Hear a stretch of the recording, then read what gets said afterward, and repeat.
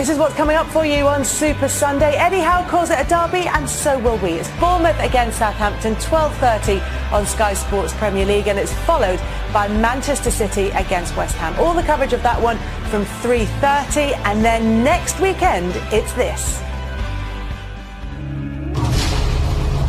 On Sky Sports. It's one of these standout days.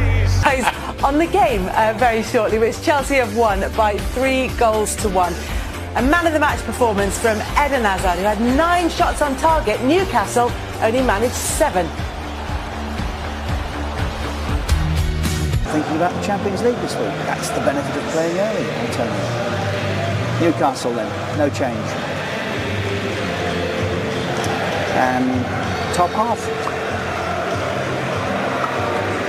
Chelsea 32 points, like Manchester United, but as you can see, they have now played a game more, that game, than anyone else around them. To some degree, wasn't really a contest, was it? It's not often that you sit here and think, as any real team played there, Chelsea as well, they didn't have to play. We know one team didn't play for me, Newcastle. Hardly broke sweat, and because of that, Chelsea didn't have to break sweat. It was such a comfortable win for them. Even at 2-1, you didn't sit here and think this game's not put to bed yet. It just felt that was it was over. Which does make you wonder, Trevor, what it is that Antonio Conte's been complaining about for 48 hours. Yes, it was an early start, but the benefit, as I said, is that he's now got the rest of the day to clear his head and get on with his planning, isn't he? I would have thought he'd been moaning to himself even more when Gale put them in the lead, put Newcastle in the lead. But all of that game, Chelsea were coasting. They were playing within themselves because they didn't have to exert themselves. I think 1 or 2 players will have come off that pitch feeling, I've still got... Third, and then people are snapping at them. They never laid a glove on any Chelsea player. I think the thing that spots that up is the fact that somebody like Cesc Fabregas, who's not the quickest around the football pitch, but he had so much time, so much space, so many times on the ball, and they did nothing, I didn't think, to stop Cesc having an influence in the game. You like to think that, playing any kind of football match is a special occasion, especially when you're in the Premier League, and you must go out and enjoy it. Do you honestly think them players coming off the field for Newcastle have enjoyed that? I know for one, for sure, Matt Ritchie didn't enjoy it. No. I mean, he was just like in a position that you could tell his body language told you, I'm not happy playing here.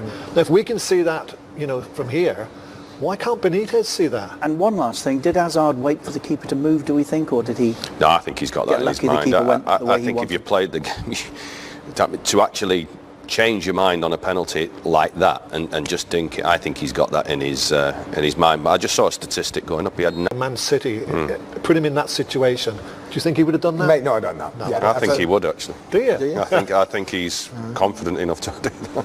That would be the true test, wouldn't it? Denied a hat-trick when he got taken off, would he be disappointed? I would be fuming. But that seems to be the modern approach these days. Andy was saying that, during the match, that players kind of accept it now. That's part of football. I don't think I could ever accept that.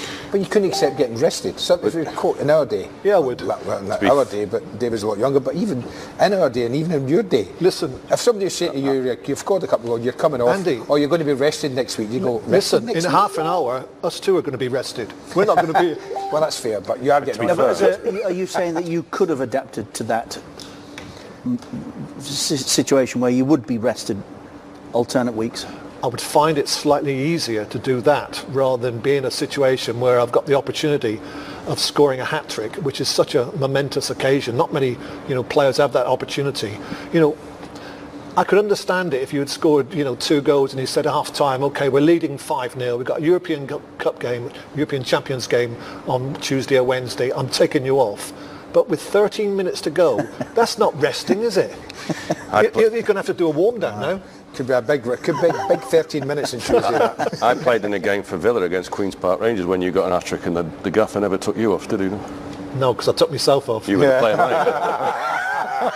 Can we talk a little bit more about that, Matt? You were the manager that day as well. Yes. We were leading. David put Villa in the lead. I got a hat-trick at 35 years of age. After 70 odd minutes, I decided enough's enough, took my boots off, shook hands with the referee, and everybody in the stadium at Villa Park booed me as I walked off. Quite right as well. What did you expect? To standing ovation? Were you there booing me? Should have taken the ball with you as well and finished. Let's have a look at Barcelona.